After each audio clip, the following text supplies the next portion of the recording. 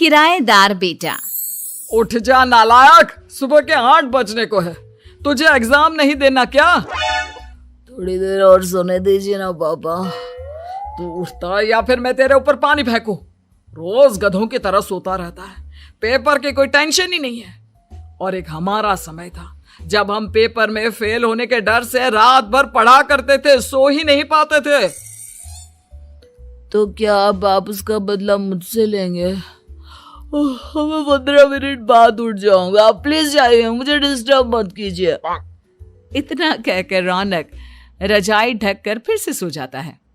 तू ऐसा नहीं मानेगा, रुक मैं अभी पानी लेकर आता हूं। बस फिर क्या था, इतना कहकर वो भागते हुए बाथरूम में जाते हैं और पानी की एक बड़ी सी बाल्टी लाकर रौनक के ऊपर फेंक देते हैं। पानी पड़ते ही रौनक झट से उठ जाता है। ये आपने क्या किया पापा? अब तो उठेगा नहीं तो यही करना पड़ेगा ना। वैसे थैंक्स डैड, आपके कारण ना अब मुझे नहाने की भी जरूरत नहीं पड़ेगी। चलिए अब आप माँ से बोलकर मेरे कपड़े निकलवा दीजिए, तब तक मैं ब्रश कर लेता हूँ। वैसे कल ना आप एक काम और करना, नहलाने के साथ साथ मुझे ब्रश भी करवा देना। ये ब्रश करने में ना मुझे बहुत आलस आता है। रौनक की बातों से अरविंद का मुंह खुला का खुला रह जाता है। वो अपनी पत्नी कमला के पास जाता है और रौनक की हरकतों के बारे में बताता है, जिसे सुन उसकी पत्नी हंसने लगती है। तुम अपने बेटे को समझाने के बजाय हंस रही हो। रौनक बच्चा है, धीरे धीरे सुधर जाएगा, आप क्यों उसके पीछे पड़े रहते हो? अभी नहीं सुधरेगा तो कब सुधरेगा? 10वीं क्लास में है रौनक, वो अब कोई बच्चा नहीं रहा। अरविंद की इतना बोलते ही वहां रौनक भी आ जाता है। क्या डैड, मैंने आपको एक काम दिया था, वो भी नहीं हुआ आपसे। अरे क्या हुआ बेटा? माँ, मैंने डैड से बोला था कि वो आपको बोलकर मेरे स्कूल की यूनिफॉर्म निकाल दे, लेकिन मेरे पीछे पड़ने के अलावा इनसे एक काम ढंग से नहीं होता। देख रही हो कमला, देख रही हो अपने लाडले को? अरे आप चुप रहिए जी। चलो बेटा, मैं तुम्हें कपड़े निकाल कर दे देती हूँ। बस ऐसे ही साल पर साल बीतते जाते हैं, लेकिन रौनक के रवैये में कोई बदलाव नहीं आता। वो पहले से भी ज्यादा आलसी और पूरी तरह अपने माता पिता पर निर्भर हो जाता है। 2 साल बाद पता नहीं कहाँ गायब रहता है पूरे दिन, अब तक तो आ जाना चाहिए था। अरे आप इतनी फिक्र क्यों कर रहे हैं उसकी? दोस्तों के साथ खेल रहा होगा, आ जाएगा अभी। ये कोई टाइम है खेलने का? 10 बजने वाले हैं, इतनी रात में कौन खेलता है? कमला कुछ कहती उससे पहले ही रौनक वहां आ जाता है।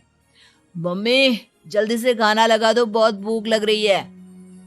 तुम्हें तब तक खाना नहीं मिलेगा जब तक तुम बता नहीं देते कि इतनी रात गए कहां से आ रहे हो।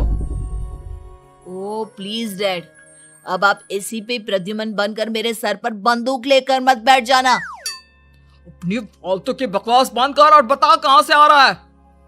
माँ अब समझाइए ना डैड को। बता देना बेटा, इनको भी तसल्ली हो जाएगी। आप बोल रही हैं तो बता देता हूँ, मैं दोस्तों के साथ मूवी देखने गया था, इसलिए देर हो गई। तो इन सब चीजों में मेरे पैसे उड़ाता है? कभी 1 रुपया कमाने के बारे में सोचा है तूने? जब देखो हवा की तरह पैसे उड़ाता रहता है। माँ अब आप इन्हें चुप करा दीजिए, वरना ना मुझे गुस्सा आ जाएगा। अच्छा क्या कर लेगा? बता ना क्या कर लेगा तू? वैसे बात तो ठीक ही है, मैं कर ही क्या सकता हूँ। पैसे तो फिर भी मैं आपसे ही मांगूंगा ना। चलिए अब ये सब बात छोड़िए और मम्मी मेरे लिए खाना लगा दीजिए। अभी लगा देती हूँ बेटा। मैं बता रहा हूँ कमला, एक दिन ये ऐसे ही बिगड़ जाएगा। उफ़ो, आप क्यों इतना पीछे पड़े रहते हो मेरे बच्चे के?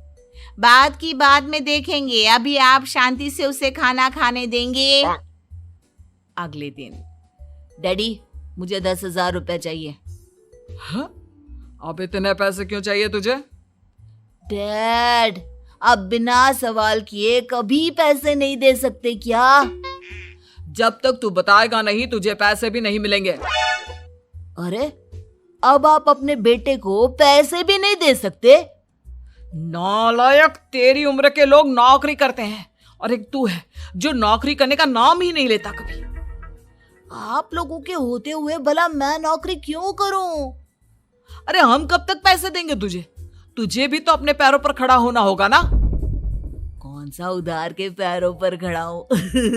अपने ही तो पैरों पर खड़ा हूं मैं। इसी तरह रौनक दिन प्रतिदिन लापरवाह होता जाता है। उसकी लापरवाही को देखते हुए अरविंद और कमला अपने बेटे की शादी कराने का फैसला लेते हैं और 1 महीने के अंदर अंदर ही रौनक की शादी मेघा नाम की लड़की से करा देते हैं। शादी के कुछ दिन बाद, रौनक, मुझे एक अच्छी सी साड़ी चाहिए, आप ला दोगे ना? हाँ, क्यों नहीं। कितने तक की आती है साड़ी? यही करीब 5,000 तक की। तुम चिंता मत करो, मैं आज ही डैडी से पैसे मांगकर तुम्हारे लिए साड़ी ले आऊंगा। आप कब तक ऐसे ही अपने पापा से पैसे मांगते रहेंगे? कोई अच्छी सी नौकरी क्यों नहीं कर लेते आप? अरे डैड के होते हुए मुझे नौकरी करने की जरूरत ही क्या है? पर आप ऐसे कब तक उनसे पैसे मांगते रहेंगे? कुछ आपको अपने दम पर भी तो करना होगा ना। अब तुम भी बाकी लोगों की तरह मुझे ज्ञान देना शुरू मत कर देना। साड़ी चाहिए ना तुम्हें, मिल जाएगी बस। इतना कहकर रौनक अपने पिता से पैसे मांगने चला जाता है। डैडी, मुझे 5,000 रुपया चाहिए। अब 5,000 क्यों चाहिए तुझे? वो मेघा को साड़ी चाहिए थी। अरविंद आगे बिना कुछ कहे चुपचाप उसे पैसे निकाल कर दे देता है। कुछ दिन बाद, तुम्हें नहीं लगता कमला, रौनक हम पर पहले से भी ज्यादा डिपेंड हो गया है? मुझे तो अब उसके भविष्य की चिंता होने लगी है। कल को हमें कुछ हो गया तो वो क्या करेगा? काश तुमने पहले ये सोच लिया होता तो आज हमारा बेटा इतना लापरवाह नहीं होता। तब मुझे कहाँ पता था कि मेरा लाड़ प्यार उसे इतना बिगाड़ देगा कि वो इस हद तक लापरवाह बन जाएगा। कोई बात नहीं, अभी भी देर नहीं हुई। मुझे पता है उसे कैसे सुधारा जा सकता है। कैसे? अरविंद कुछ कहता उससे पहले रौनक वहां आ जाता है और पैसों के लिए हाथ फैलाने लगता है। डैड, मैं और मेघा बाहर घूमने जाना चाहते हैं। अरे वाह, ये आज सूरज कहाँ से निकला है? Dad please. अच्छा चलो अब मुद्दे की बात करो। मुझे अब 25,000 चाहिए। अब तुम्हें 1 रुपया भी नहीं मिलने वाला। अगर तुम्हें पैसों की इतनी ही जरूरत है तो कोई ढंग की नौकरी कर लो। मम्मी, आप कुछ कहिए ना डैड को। बेटा, वो गलत क्या बोल रहे हैं? ये सब हम तेरे भले के लिए ही तो कर रहे हैं। मम्मा, मैंने बताया ना आपको, मुझे नहीं करनी कोई जॉब वॉब। तो ठीक है, निकल जाओ हमारे घर से। तुम्हारे जैसे लोगों के लिए मैंने ये घर खड़ा नहीं किया है। जितना ये घर आपका है ना, उतना ही मेरा भी है। मैं कहीं नहीं जाने वाला। जाना तो पड़ेगा ही तुझे, क्योंकि अब मैं तेरा कोई भी खर्चा नहीं उठाने वाला। ठीक है, मत उठाइए मेरा खर्चा, मैं अपने दम पर भी जी सकता हूँ। तो बेशर्मों की तरह अब तक यहाँ क्यों खड़ा है? अपना सामान ले और निकल जाए यहाँ से। रौनक पैर पटकते हुए वहां से चला जाता है। घर से निकालना जरूरी है क्या उसे? बिना पैसों के कौन रखेगा उसे किराए पर?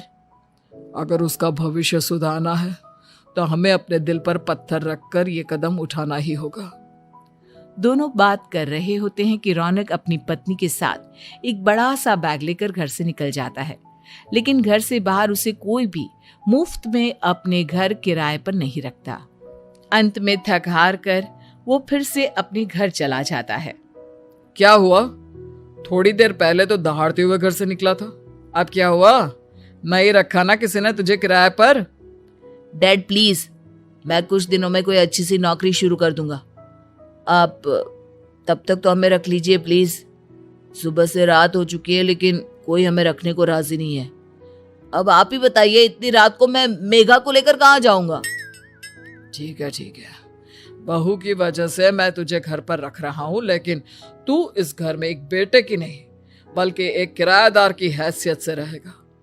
3 महीने है तेरे पास। इन 3 महीनों के अंदर अंदर मुझे तेरी पहली तनख्वाह हाथ में चाहिए, समझ गया? पक्का डैड, इन 3 महीनों के अंदर अंदर तो कोई बढ़िया सी नौकरी ढूंढ ही लूंगा मैं। ऐसे ही धीरे धीरे समय बीतने लगता है और अरविंद के दिए 3 महीनों में से 2 महीने बीत चुके होते हैं। पापा जी ने हमें 3 महीने दिए थे, जिसमें से 2 महीने तो बीत चुके हैं। अब ये आखिरी महीना बचा है। अरे तुम चिंता मत करो, आज मेरा ना 2 जगह इंटरव्यू है, दोनों में से कहीं ना कहीं तो जॉब लग ही जाएगी। अच्छा, all the best. Raunak interview के लिए निकल जाता है, जिसके बाद शाम में रौनक घर आता है। कैसा गया इंटरव्यू? आपकी नौकरी लगी या नहीं? अरे पहले सांस तो ले लेने दो अच्छे से। बताइए ना, मुझसे तो जरा भी इंतजार नहीं हो रहा है। वो दरअसल बात यह है कि मेरी नौकरी तो लग चुकी है, लेकिन पैसे बहुत कम है। कितने पैसे हैं? 15,000। इतने में अरविंद और कमला मिठाई का डिब्बा लेकर आ जाते हैं। बधाई हो बेटा। हम जानते थे तेरी जॉब जरूर लगेगी। लेकिन मेरी सैलरी बहुत कम है मम्मा। कम है तो क्या हुआ, धीरे धीरे बढ़ जाएगी। हाँ बेटा, हम तो बस चाहते थे कि तू अपने पैरों पर खड़ा हो जाए। मतलब अब आप मुझे घर से नहीं निकालेंगे? नहीं, ये सब हमने तुझे जिम्मेदार इंसान बनाने के लिए किया था। Thank you mummy papa. अगर आप दोनों ऐसा नहीं करते तो मुझे कभी अपनी जिम्मेदारियों का एहसास तक नहीं होता। आज आपने मुझे सिखा दिया कि इंसान का अपने पैरों पर खड़ा होना भी जरूरी होता है। इतना कहकर रौनक झट से अपने माता पिता के गले लग जाता है और अपनी कमाई की पहली तनख्वाह वो अपने माता पिता के हाथ में सौंपता है। इस तरह रौनक एक गैर जिम्मेदार व्यक्ति से एक जिम्मेदार व्यक्ति बन जाता है।